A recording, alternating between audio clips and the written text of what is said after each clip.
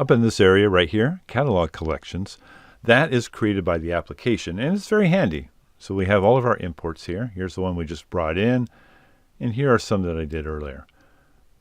However, I want to take a little more control of this because I just don't want to live by this right here. Over time, I'm going to forget, what is in December 21st and what is in December 29th.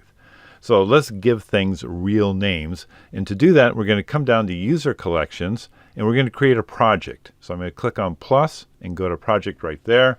And let's give this project a name. Let's call it Olympus Pen F, because that's what it is. So Olympus Pen F, and click OK. So now we have our own project within the catalog. Now I can't drag pictures directly into the project, and I'll show you that. Let me do Command A here. And if I want to just drag them in, it doesn't let me do anything. It says, no, you can't do that. You have to have an album within your project. Okay, I can do that. So I'll click on my project, go back to the plus sign, and let's do an album. Now what I usually do here is do all photos.